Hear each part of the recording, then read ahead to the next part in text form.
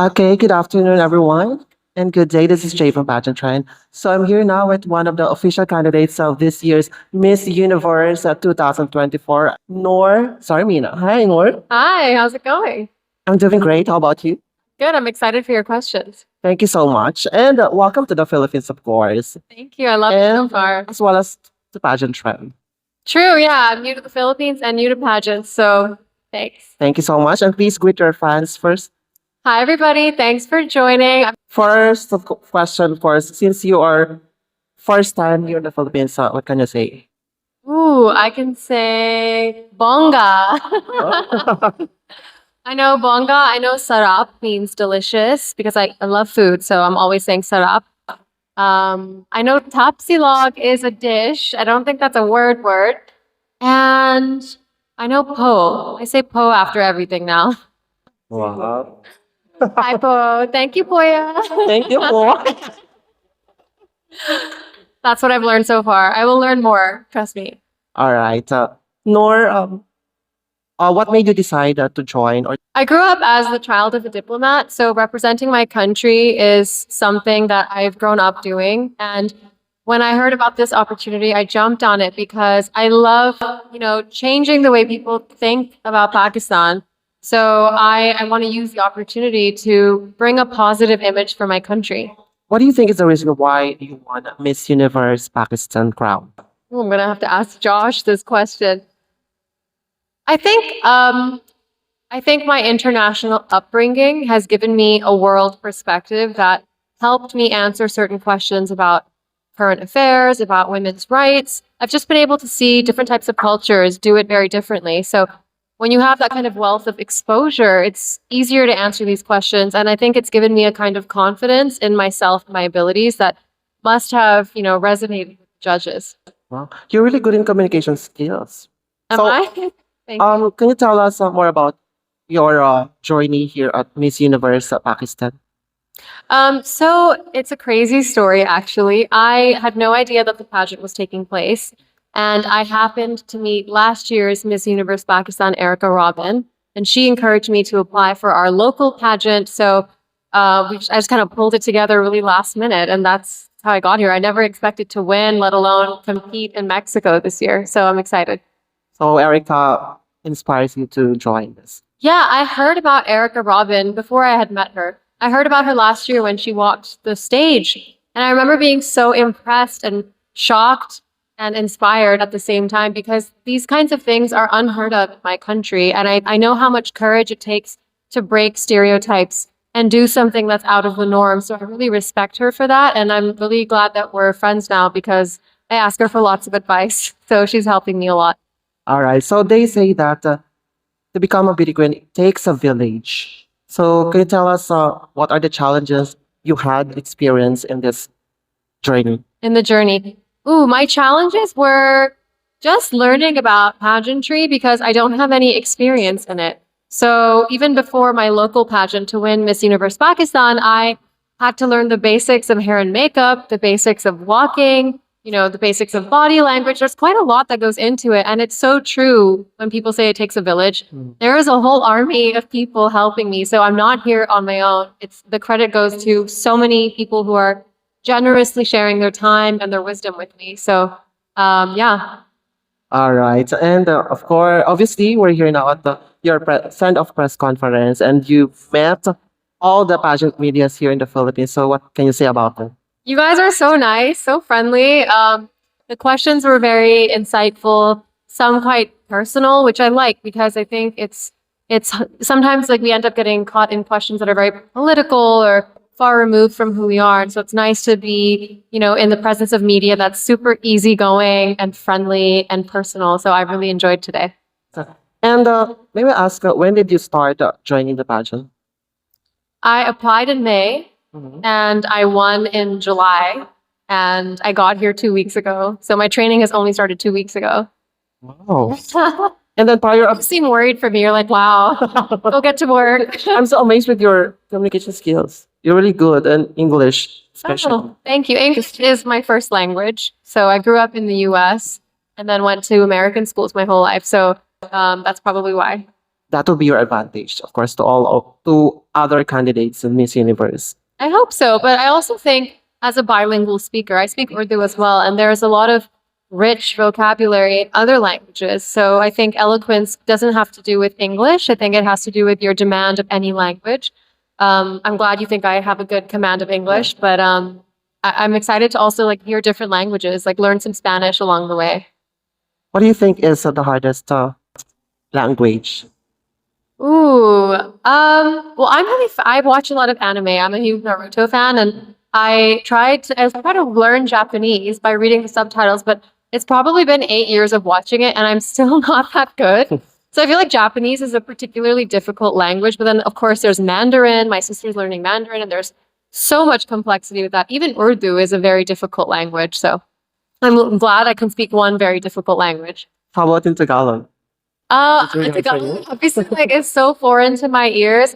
I can hear bits and pieces of Spanish in it, so it's somewhat familiar because I learned French and a lot of the root words are the same. My team tells me that Tagalog is super easy to learn, so I'm gonna try and pick up more words, more than just bonga. Or bonggang bongga? Okay, so let's talk about your journey here at Miss Universe. We all know that the Miss Universe 2024 pageant is fast approaching. So, can you tell us how was the preparation so far? The preparation started a few weeks ago. I'm learning about Q&A, hair and makeup, pasarela, just the general pageant curriculum. It's intense. I have a lot to learn in a very short period of time, but I'm having a lot of fun. Do you consider your crown as part of your job or career? Yeah, I see this as a job. I have a contract, I have responsibilities, I have, kind of performance indicators. This is very much like a job. It's not the most structured job, and luckily I have some flexibility in how I'm spending my time because I have a really great team that is super adaptable, but this is a full-time job, and I didn't know that before about pageantry, but it's intense and it's kind of like a sport. I feel a bit like an athlete sometimes. What do you think is the hardest part of being a beauty queen?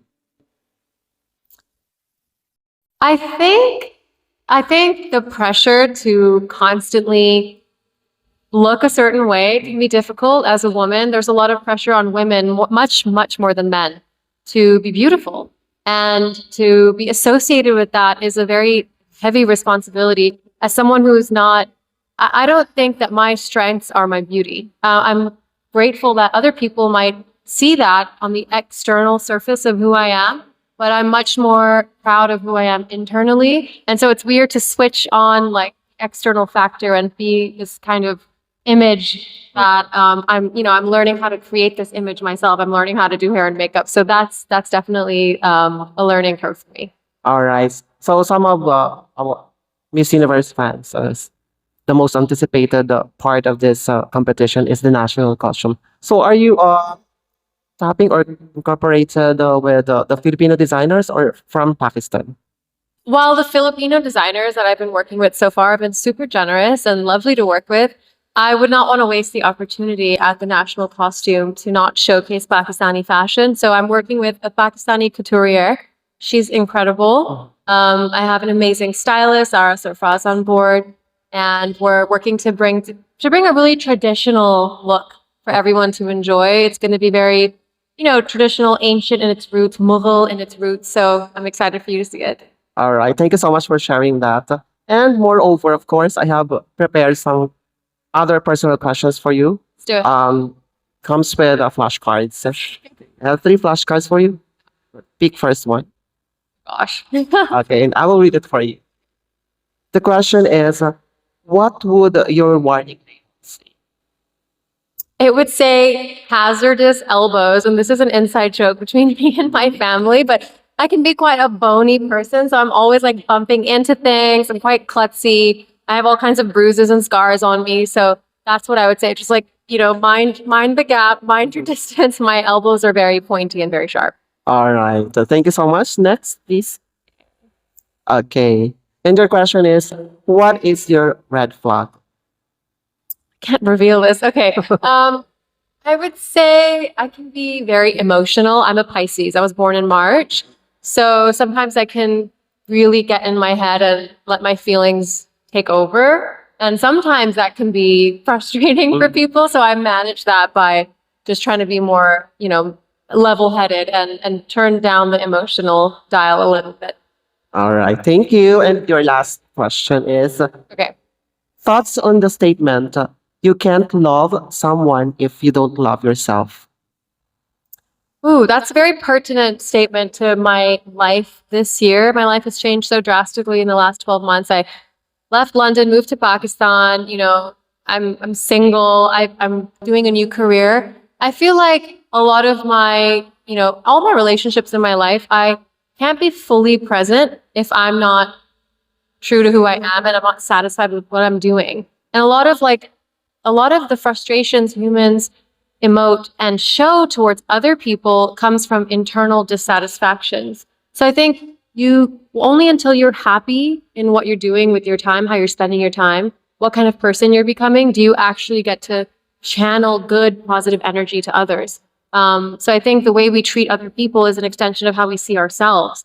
And I touch wood, I'm very proud of the work I'm doing, and I took a lot of risks to be here today. So it feels really good to see, this all be fruitful. And I would argue that now my all the relationships in my life are a lot stronger for it because I'm bringing that positive energy. Very happy and excited these days. Well, congratulations in advance, dear. And of course, before we end our interview, do you have any message to the persons behind your journey? Wow, just a massive thank you to everyone who's helped me get to this point in my life. My family, my friends, my mentor, my agent in Pakistan. It is a village of people to thank. And I encourage people from Pakistan, please come watch the show in Mexico City. I would love to have your support there and see a sea of green in the crowd when I walk out. So thank you for all the support and thank you for the questions. You're welcome, dear, and best of luck on your journey to Miss Universe 2024. And do you have any social media platforms? Yes, you can follow me on Instagram and TikTok. I'm Noor Xarmina with an X, confusingly. So that's where I'm most active. All right. Thank you so much, guys, for watching. And please don't forget to support her journey on Miss Universe 2024. Once again, Noor Xarmina from Pakistan. Thank you so much, guys. Thank you, Jay. Thanks, everyone.